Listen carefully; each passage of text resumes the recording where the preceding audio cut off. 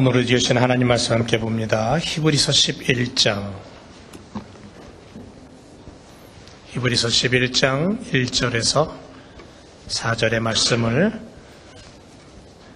한 절씩 교독하는 시간 갖기를 원합니다. 1절, 믿음은 바라는 것들의 실상이요 보지 못하는 것들의 증거니 믿음으로 모든 세계가 하나님의 말씀으로 지어진 줄을 우리가 아나니 보이는 것은 나타난 것으로 말미암아 된 것이 아니니라.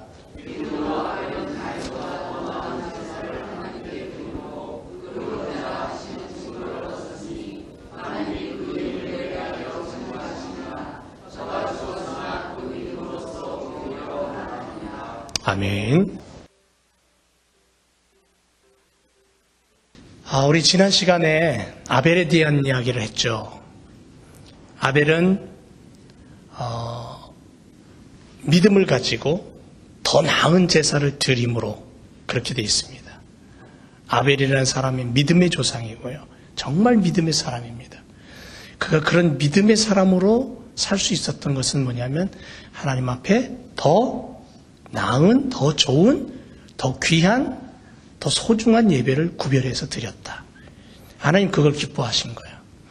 오늘 우리들이 적은 무리가 교회에 앉아서 예배를 드리지만 하나님 기뻐하시는 건 뭐냐면 수만 명이 앉아서 예배 드리는 것도 기뻐하실지 모르겠지만 수천 명이 앉아서 예배 드리는 것도 하나님 기뻐하실 거예요. 그런데 하나님이 정말 기뻐하는 건 뭐냐면 한 사람 한 사람의 심령이 정말 믿음으로 더 나은 제사를 하나님 앞에 드리고 있느냐.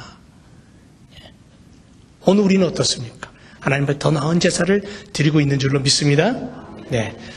1951년 오래된 얘기죠. 4월 19일 날 미국의 워싱턴 DC에서 상하 양원들이 합동으로 회의를 하면서 모였습니다. 그 회의장에 한 장군이 연설을 하게 되었어요. 근데 그 사람이 올라오는 순간 모두가 다 찬물을 끼얹은 듯 아주 죽은 듯이 그냥 긴장감이 감돌았습니다. 당시 대통령이 트루먼 대통령이었거든요. 근데 그 트루먼 대통령의 명령에 이제 불복을 한 거예요. 이제 안 맞는 겁니다. 그래서 결국은 군복을 벗게 된 거예요. 네, 요즘도 요즘 우리 미국의 대통령이 마음에 안 들면 그냥 바로 그냥 명령을 내리면 갈아치우잖아요. 뜻이 안 맞으니까는 이제 내려오게 된 겁니다. 근데 그 당시에 나이가 70이었어요. 그 사람이 누구냐면 메가더 장군이었습니다. 별이 5개 있는 오성 장군이라고 하죠. 그가 상하 양원들이 모여있는 그 합동 회의장에서 마지막 남긴 말이 뭐냐면 노병은 죽지 않는다. 다만 사라질 뿐이다. 이 유명한 말을 남겼어요. 그래서 그 말이 나중에 미국 군대의 하나의 신화처럼 그렇게 지금까지도 전해지고 있는 유명한 말입니다. 그런데 이 메가더 장군이 언젠가 한번 그런 고백을 합니다. 내가 죽은 뒤에 나의 아이들이 전장에서 수십만 명의 대군을 지휘하는 별을 5개 다른 장군이 나의 아버지다라고 기억하는 것보다는 가정에서 평범한 아들의 아버지로 날마다 가족에 모여서 기도하고 그 기도 속에 주기도문을 외우고 하던 그런 아버지로 나를 기억했으면 좋겠다. 그런 얘기를 했어요. 이 얘기의 의미는 뭘까요? 아마도 세상에 아무리 높은 지위, 아무리 뛰어난 이름을 가졌다고 해도 하나님의 자녀만치 못하다는 거죠.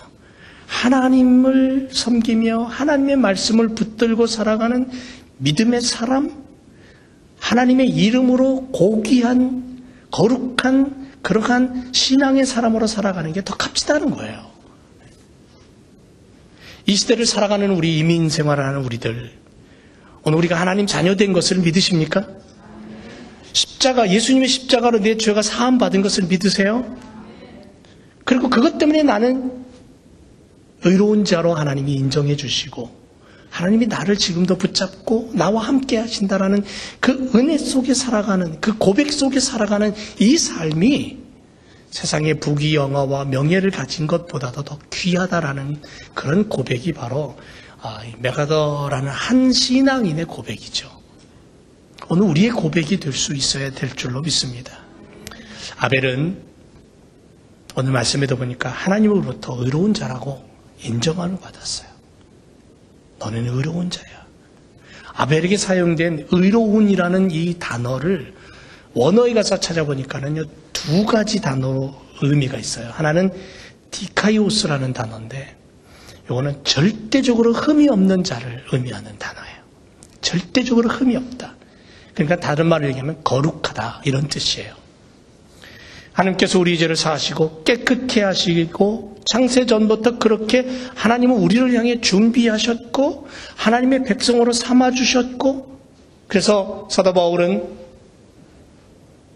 열심으로는 교회를 핍박했고 율법의 의로는 흠없는 자였지만 빌립보서 3장에 가면 그런 고백을 해요. 나는 교회를 너무너무 핍박을 많이 하던 사람이고 율법으로 봤을 때는, 모세의 율법으로 봤을 때 나는 가장 깨끗한 사람이다. 그렇게 자기를 얘기하면서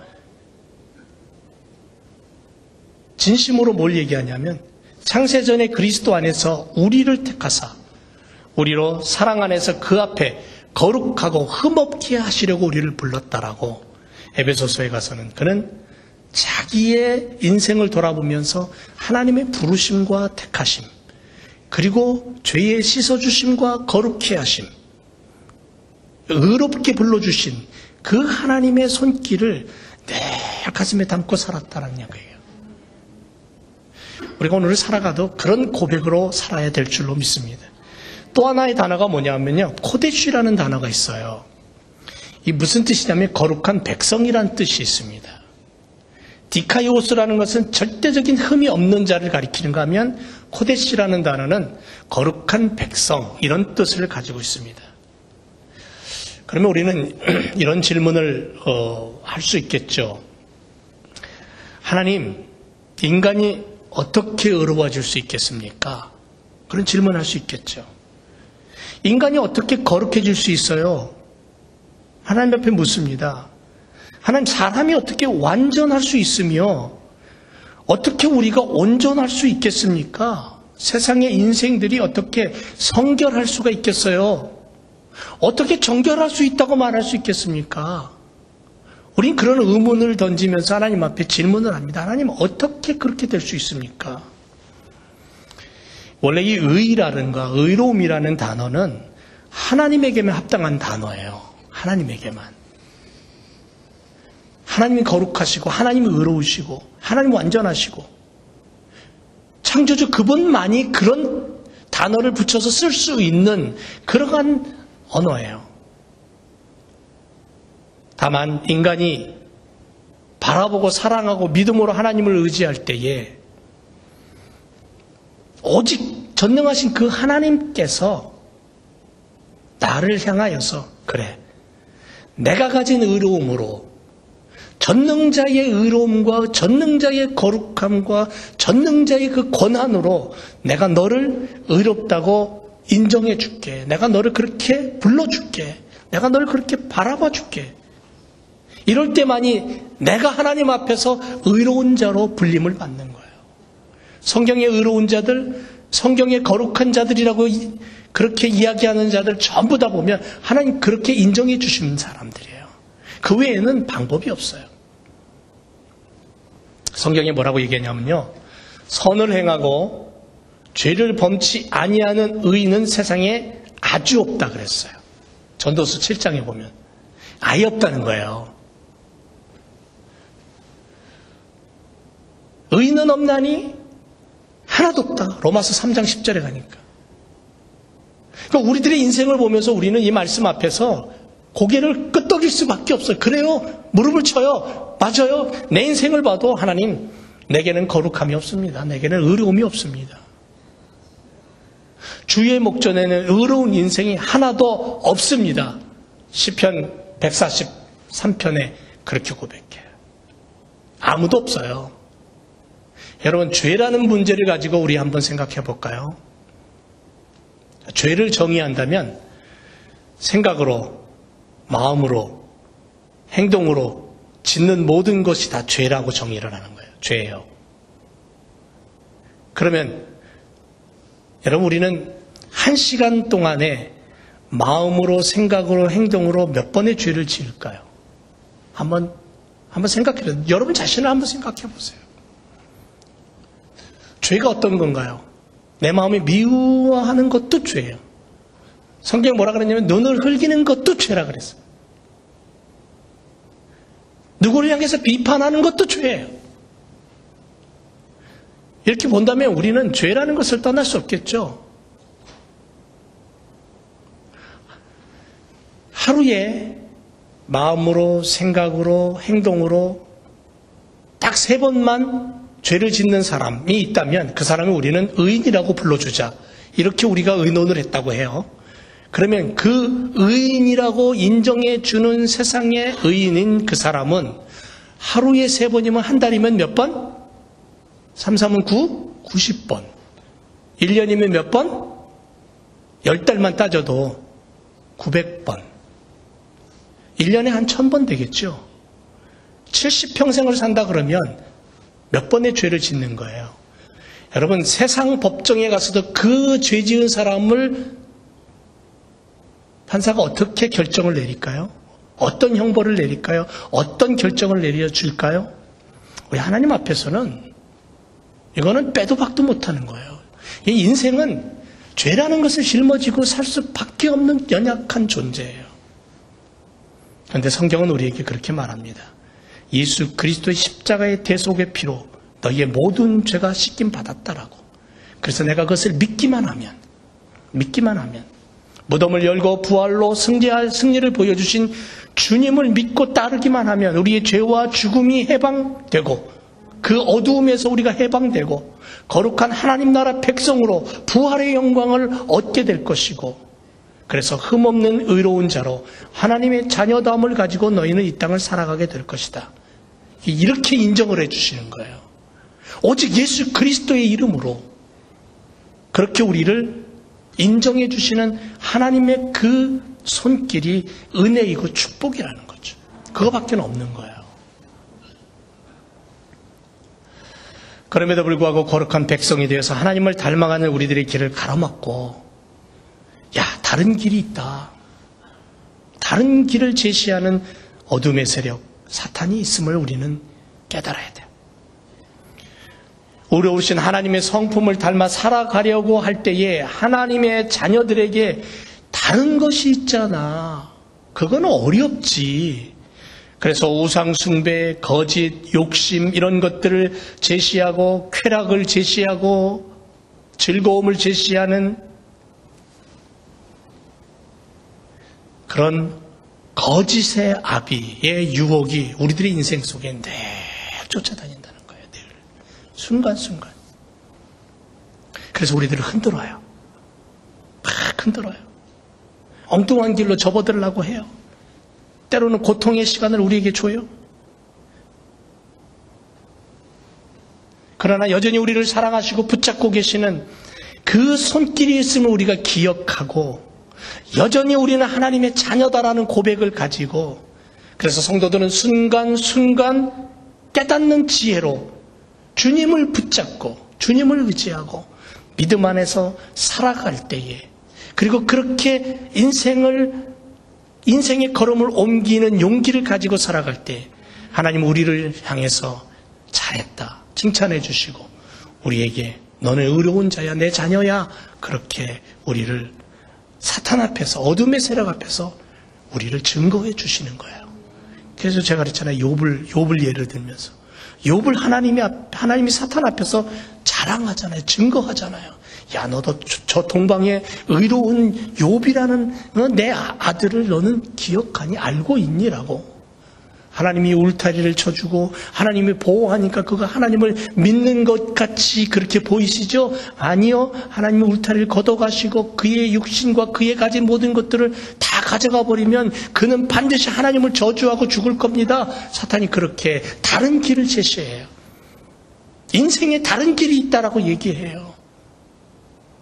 그래서 사람들은 그 다른 길이 정말인 것처럼 자꾸 자꾸 곁눈질을 하고 쫓아가려고 해요. 근데 성경은 아니요, 하나님의 자녀의 길은 오직 하나예요. 욥을 하나님이 그래서 시험하시잖아요. 근데 욥은 하나님을 거역하지 않아요. 결국은 나중에 사탄이 두 손을 들죠. 이게 의로움이에요. 이게 믿음이에요. 아벨의 삶 속에 왜 유혹이 없었겠어요? 왜 쉬운 길이 없었겠어요? 넓은 길이 손짓했고요. 아벨을 불렀을 거예요. 넌 쉽게 예배드릴 수 있어. 넌 즐겁게 살 수 있어. 그런데 아벨은 믿음으로 그 모든 것들을 물리쳐요.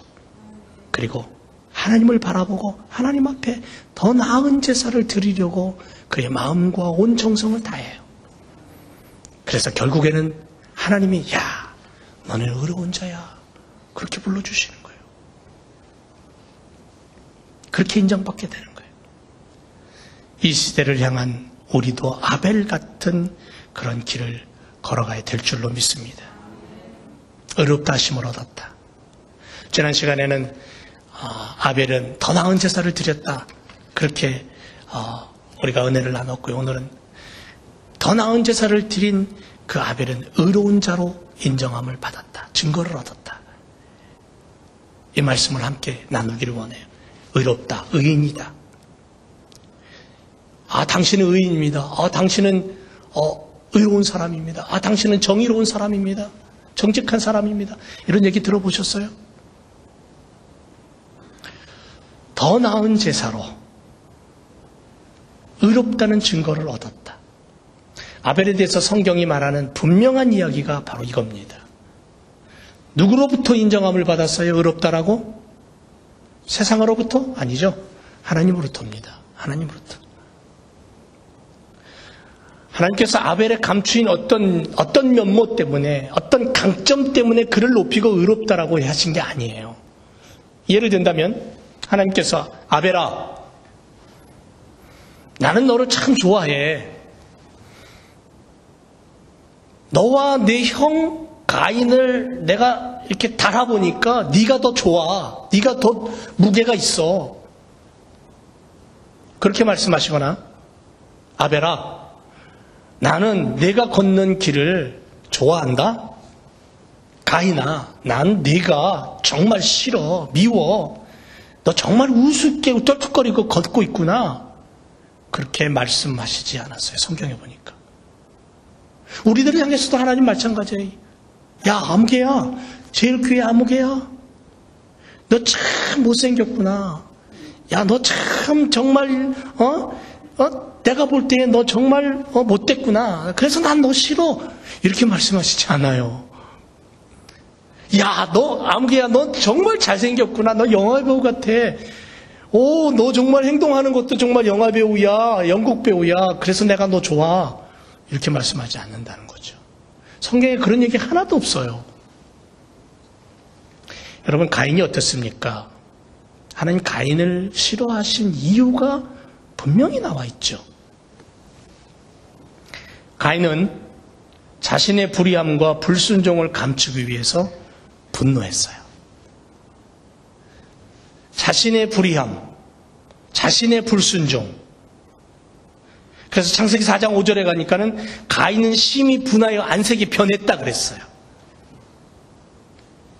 자기 중심적인 사람, 자신의 억울함과 자신의 분노를 다스리지 못하는 감정에 얽매여 있는 사람,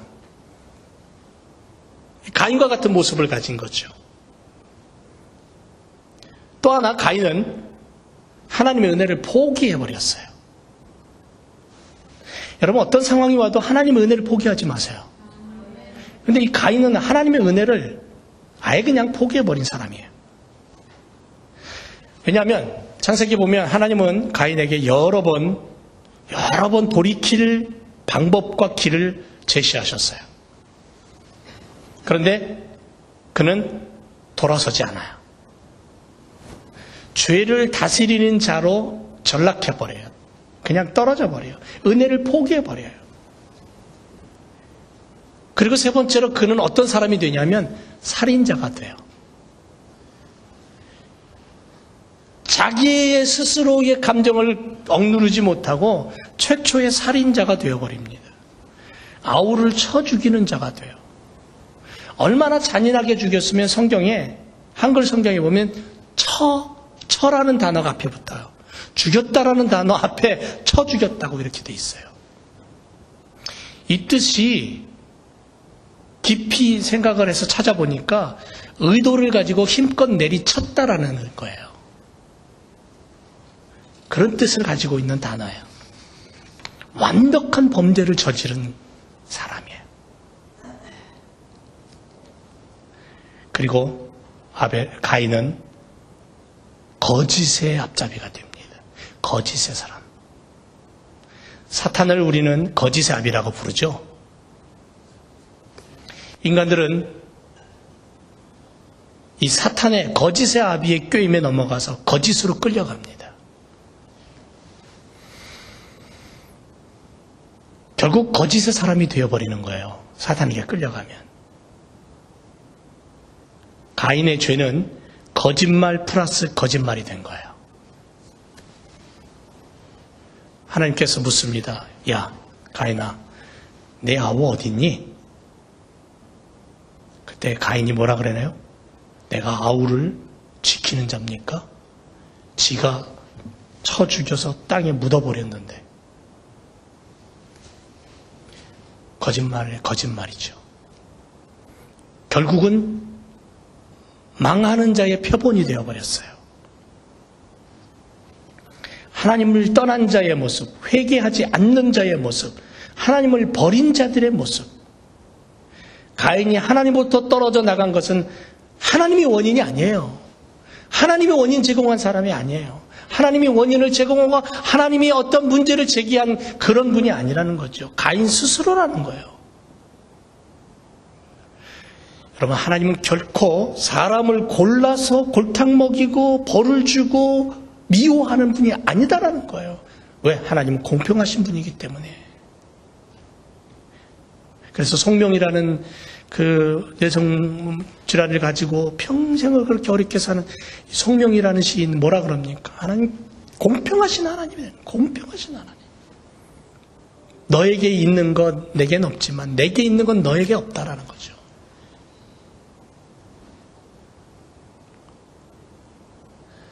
사람을 골라서 만나고 사람을 골라서 사귀고 사람을 골라서 축복하고 사람을 골라서 차별화시키는 그런 하나님이 아니다라고 성경은 우리에게 분명히 우리의 아버지 되신 하나님, 그분이 어떤 하나님인가를 가르쳐주고 있어요. 그러니까 아벨이 추방을 당하고 살인자가 되고 그리고 죄를 다스리는 그러한 사탄의 손아귀에 넘어가는 타락한 자가 되었다는 것이 하나님의 책임이 아니라 아벨 스스로의 문제라는 거죠. 그렇다면 우리는 돌이켜서 아벨 스스로 그 문제에서 돌이켜서 다시 돌아올 수 있는, 이 돌아온다라는 것은 메타노냐, 회개라는 건데요. 회개하고 돌아와서 하나님 앞에 설 수 있는 기회가 있었다라는 거죠. 근데 아벨은 그 길을 안 걸은 거예요. 오늘날 우리도 마찬가지죠. 하나님은 사람의 외적인 모습을 보시지 않습니다. 사람의 겉을 보고 좋아하지 않아요. 사람의 겉을 보고 판단하는 하나님이 아니셔요. 하나님이 정말 인정하시고 좋아하는 사람은 어떤 사람이냐면 아벨과 같은 사람이에요. 의롭다함을 얻은 유일한 사람이 될 수 있었어요. 왜냐하면 하나님이 하라고 말씀하시고 명령하신 그것을 그대로 했다라는 거죠. 우리가 의롭다함을 얻는 것은 우리가 선한 자이기 때문에 내가 멋있게 생기고 내가 잘났고 내가 지혜가 많고 지식이 많고 많이 배우고 많은 걸 가졌다, 그것 때문이 아니라 하나님께서 의롭다라고 하나님께서 거룩하다고 인정해 주시는 그 부분은 뭐냐면 하나님이 해주신다는 거예요. 하나님이 인정하시기 때문에 의로운 자가 된 거예요. 가인과 아벨은 모두 죄인이에요. 하나님의 명령을 어기고 에덴 동산에서 쫓겨나서 태어난 자식이기 때문에 우리도 여전히 마찬가지로 세상을 살아가지만, 숨을 쉬며 살아가지만 우리도 여전히 죄를 벗어버릴 수 없는 죄인이에요. 하지만 하나님 앞에 나와 하나님을 믿고 하나님의 말씀 앞에 순종하고 하나님 앞에 진정한 더 나은 예배로 하나님을 우선순위에 두고 하나님을 바라보는 그 삶을 통해 하나님은 그래, 여전히 죄 가운데 있고 여전히 더러움 속에 있지만 여전히 때가 묻어서 고통스러워하고 때로는 아파하지만 그러나 내가 너를 인정해 줄게. 무엇으로? 내 자녀로, 내 거룩함으로 너를 씻어줄게. 거룩함으로 인정해 주시는 거예요. 전능하신 하나님의 말씀 앞에 순종하는 삶을 통해서 의인으로서 인정함을 받고 그런 증거를 가지고 사는 하나님의 자녀가 되는 거예요. 이게 오늘 우리들에게 필요해요. 여러분, 많은 사람들이 한국 교회를 염려해요. 지금 이 시대에 미국 교회를 지금 염려합니다. 그런데 망한 거 아니에요. 한국 교회가 망한 거 아니에요. 잘못된 길로 접어 들어가고 있는데 그 길에서 돌이키기를 바라는 거죠. 한국 교회 많은 부분들이 있어서 새로운 신앙의 운동을 일으키고 새로운 부흥을 위해서 기도하는 사람들이 얼마나 많은지 몰라요. 그들의 기도와 그들의 믿음을 하나님 보시고 회복시키시는, 한국 교회를 회복시키고 미국 교회를 회복시키고 그래서 마지막 시대에 땅 끝까지 복음이 전파되는 그 일을 위해서 하나님 우리를 사용하실 거예요. 그것을 우리가 바라보면서 오늘 내가 하나님 앞에 더 나은 모습의 신앙의 사람으로, 믿음의 사람으로 하나님 앞에 설 때 하나님이 이 시대에 아벨처럼 우리를 인정해 주시는 거예요. 너는 거룩한 자야, 내 자녀야, 너를 통해서 내가 내 나라를 세울 거야 라고 말씀하시는 거예요. 누가복음 18장 9절 말씀에 보면 두 사람이 나와요. 바리새인과 세리입니다. 여러분, 우리가 잘 알지만 두 사람이 성전에 올라와서 기도할 때에 바리새인은 뭐라고 기도합니까?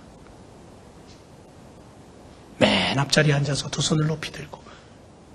여러분, 당시의 기도의 모습이었어요. 당시에 기도하는 사람은 성전의 맨 앞에 와서 고개를 들고 두 손을 높이 들고 하나님을 향하여 기도하는 것이 기도의 모본이었어요. 바리새인은 그렇게 기도했어요. 하나님 앞에 이것도 드리고 저것도 드리고, 하나님 율법대로 이렇게 살고 이렇게 살았습니다. 하나님 나 잘했죠. 그런데 세리는 어떻게 기도했습니까? 성전 맨 뒷구석에 앉아서 고개도 들지 못하고 손도 들지 못하고, 당시 기도의 모습을 전혀 갖추지 못한, 남들이 볼 때에는 저 사람 기도하는 거야? 저 사람 기도의 모습을 아는 거야? 저 사람 배운 사람이야? 저 바보 아니야? 그렇게 손가락질 할 만한 모습으로 그는 맨 뒷자리에 고개를 조아리면서 하나님 앞에 엎드려 단 한마디 합니다. 하나님, 나는 죄인입니다 라고. 근데 성전을 내려갈 때에, 성전을 떠나가면서 누가 의롭다 이 하나님 앞에 인정받았습니까? 바리새인이 아니에요. 세리예요. 왜 성경은 이 이야기를 우리에게 하고 있습니까? 내가 아무리 최선을 다하고 내가 아무리 똑똑해도 나는 하나님 앞에 죄인이라는 거예요. 나는 하나님 앞에 연약한 자라는 거예요. 여러분, 우리 자녀들을 키우지만 자녀들이 아무리 뛰어나다 할지라도 그 자녀는 부모 앞에 엎드릴 수밖에 없는 존재예요. 왜요? 자녀가 학박사를 가지고 좋은 직장을 가졌기 때문에? 아니요. 부모로부터 생명을 얻었기 때문에 그런 거예요. 우리가 하나님 앞에 설 때에 우리는 하나님의 것이에요. 하나님의 자녀고. 마가복음 7장 24절에 보면 수로보니게 여인이 나옵니다. 자기 딸이 귀신 들렸어요. 어떻게 해야 될 방법을 몰라요. 당시 유명하다는 사람 다 쫓아다녔을 거예요. 용하다는 의사 다 쫓아다녔을 거예요. 그런데도 못 고쳐요. 귀신이 떠나가지 않아요. 예수님의 소문을 들어요. 그리고 예수님 앞에 나와요. 예수님, 내 딸 좀 고쳐달라고. 그랬더니 예수님의 개 취급을 해요. 근데 이 여인은 어떡합니까? 내가 개가 돼도 좋으니까 내 딸 좀 고쳐달라 그래요.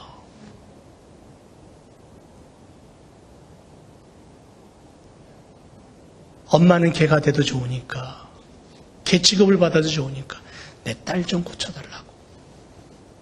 예수님 그 여인은 얼마나 칭찬하십니까? 이 믿음이에요. 주님 앞에 나왔을 때는 내게 있어서 인생의 모든 것들을 다 내려놓고 주님 앞에 서야 되는 거죠. 누가복음 17장 6절에 주께서 가라사대 너희에게 겨자씨 한 알만한 믿음이 있었다면 이 뽕나무더러 뿌리가 뽑혀 바다에 심기울을 하였을 것이요 그것이 너희에게 순종했을 것이다 그래요. 부스러기 같은 신앙, 겨자씨 같은 신앙, 그것만 있어도 족하오니 주님 내게 그거라도 주시옵소서. 이것이 바로 주님을 기쁘시게 하는 믿음이라는 거예요. 아벨에게는 그 믿음이 있었고 그래서 더 나은 제사를 드렸고 하나님 그것을 보시고 너는 의로운 자라고 그렇게 증거하신 거예요. 야고보 2장에 보면 뭐라고 되어 있습니까? 나의 형제자매들이여 사람이 믿음이 있다고 말하면서 행함이 없으면 무슨 소용이 있겠습니까? 라고 얘기해요. 이 야고보는 행함의 얘기를 하고 있어요. 행함이 없는 믿음, 그런 믿음이 구원을 얻을 수 있겠습니까? 라고 말해요. 아주 뒤집어서 얘기하는 거예요. 믿음으로 구원을 얻는데 믿음으로 구원 얻으면 됐지. 근데 야고보는 뭐라고 얘기하냐면 행함이 없으면 너는 구원 얻지 못한다라고까지 얘기를 하는 거예요. 그래서 예를 들어요. 형제 자매가 헐벗고 먹을 것이 없어요. 근데 여러분 앞에 왔어요. 먹을 것 좀 달라고 겉옷이라도 좀 입혀달라고. 그런데 말합니다. 야, 그래, 평안히 가서 몸도 따뜻하게 하고, 야, 배부르게 먹어. 그리고는 외면해버린다면, 그런 사람이 과연 믿음의 사람이냐고 얘기하는 거예요.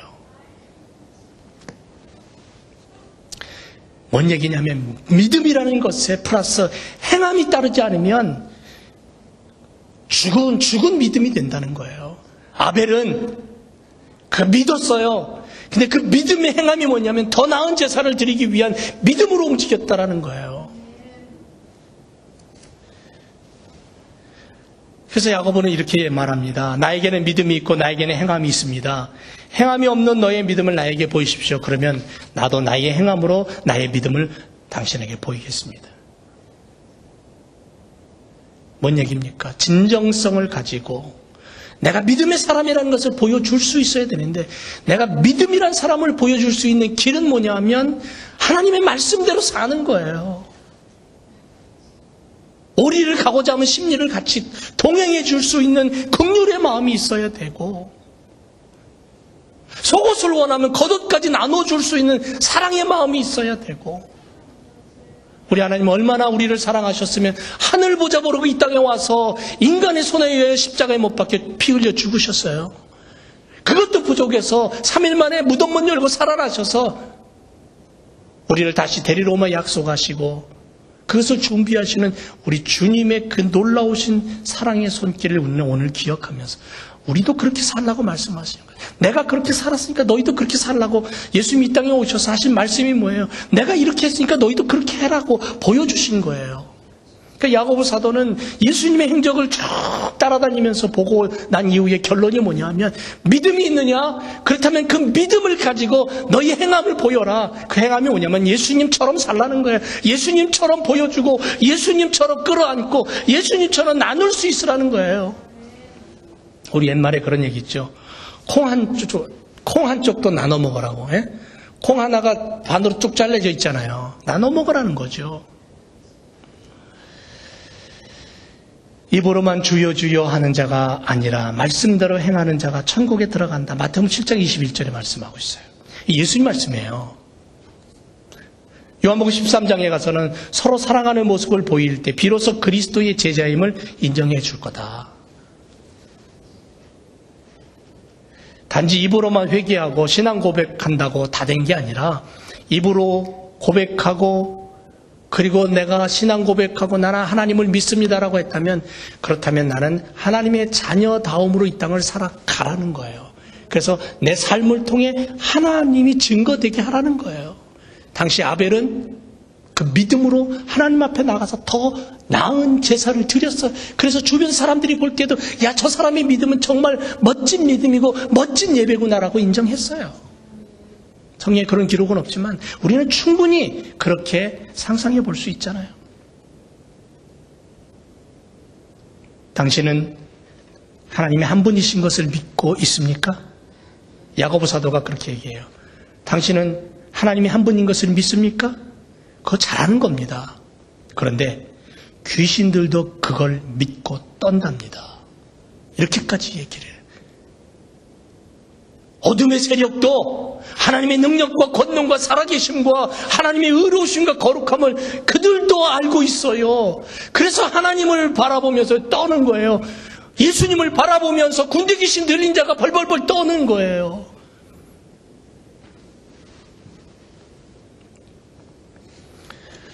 아브라함이 자기 아들 이삭을 모리아산에 제물로 바칠 때에 행함으로 의롭게 된 것이 아니라고 얘기합니다. 야고보서를 읽어보세요. 이 얘기가 그대로 나와요. 당신이 보는 대로 믿음이 그의 행함과 함께 작용한 것입니다. 그러므로 행함으로 믿음이 완전하게 되었습니다. 아브라함이 하나님을 믿으니 하나님께서 이것을 아브라함의 의로 여기셨다 그랬어요.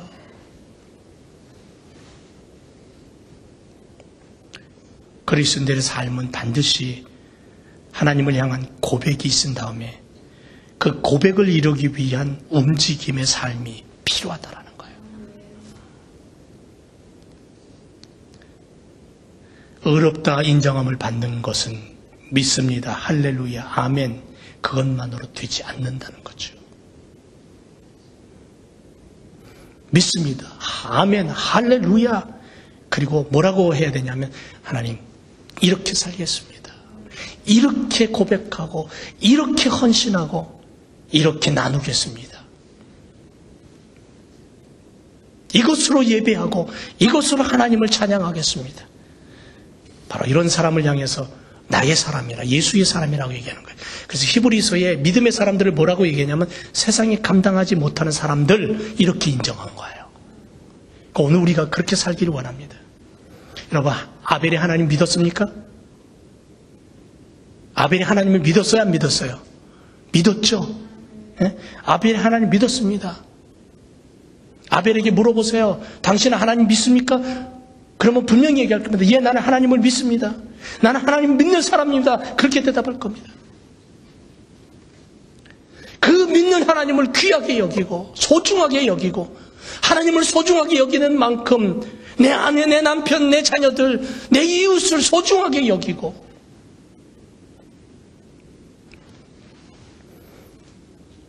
나보다 남을 더 높이고 사랑할 수 있는, 그리고 함께 그리스도의 이름으로 나눌 수 있는 그러한 손길, 그러한 발길, 그러한 가슴이 바로 의롭다 인정함을 받는 아벨과 같은 믿음의 삶이라는 거예요. 하는 그걸 우리들이 얘기해요.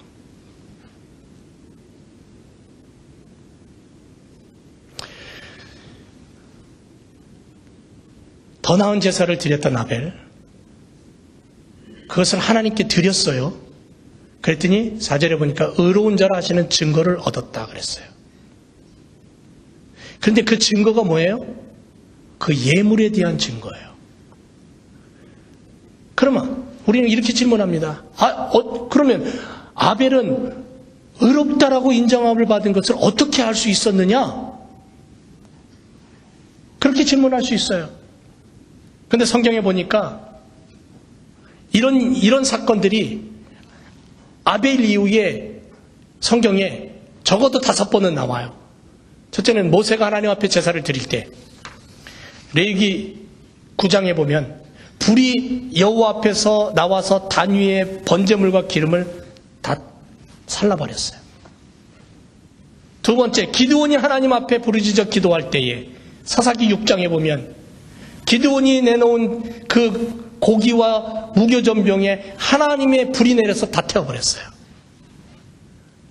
세 번째, 엘리야가 갈멜산에서 기도할 때에 열왕기상 18장에 보면 갈멜산에 성령의 하나님의 불이 내려서 그 제단에 모든 걸 다 태워버렸어요. 핥아버렸어요.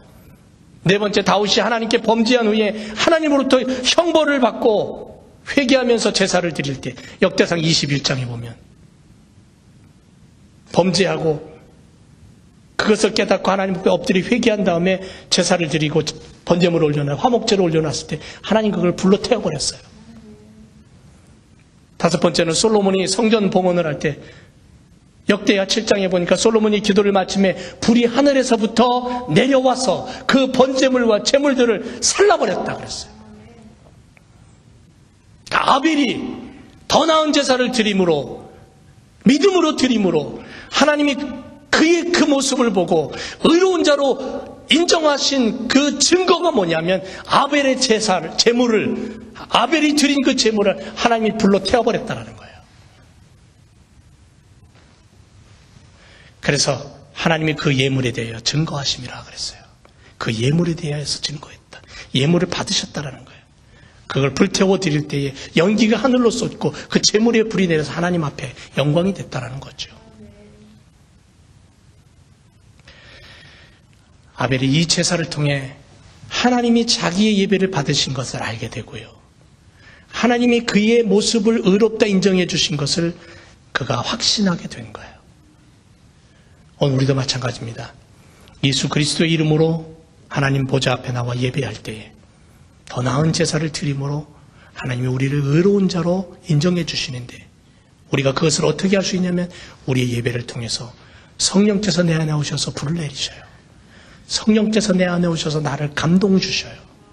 그리고 그 감동과 감화와 성령의 불을 가지고 내가 한 주간을 살아갈 때 그리스도의 사람으로 사는 거예요.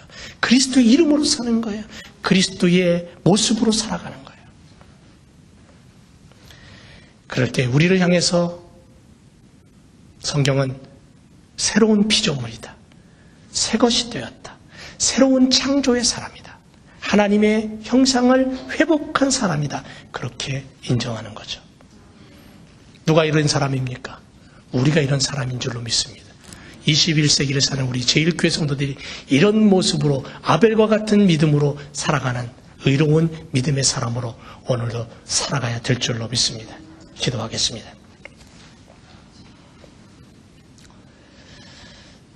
여전히 우리는 죄 가운데 있습니다. 그리고 죄는 더욱 우리를 흔들고 유혹합니다. 죄된 세상에 살면서 원하든 원하지 않든 우리는 죄의 먼지가 묻고 죄의 바이러스가 스며들어옵니다. 생선가게 주인이 아무리 씻고 향수를 뿌려도 생선 비린내가 나는 것처럼 여전히 우리는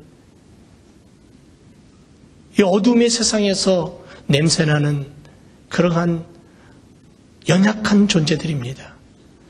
그러나 우리들에게 예수님이 있어서 감사합니다. 십자가가 있어서 감사합니다. 우리 주님께서 흘리신 그 보혈로 우리를 덮어주시니 감사합니다. 그래서 구원함을 얻고 죄사함 받고 하나님의 자녀 되어 의로운 자로 인정받아 그 의로움이 무엇인가를 예배를 통해 삶을 통해 고백을 통해 나눔을 통해 증거하며 또 증거하는 그러한 우리들의 삶이 되게 도와주옵소서. 믿음의 사람으로 승리하게 하시고 하나님의 존귀와 영광을 드러내는 거룩한 하나님의 백성 되게 하옵소서. 감사드리며 예수님 이름으로 기도드립니다. 아멘.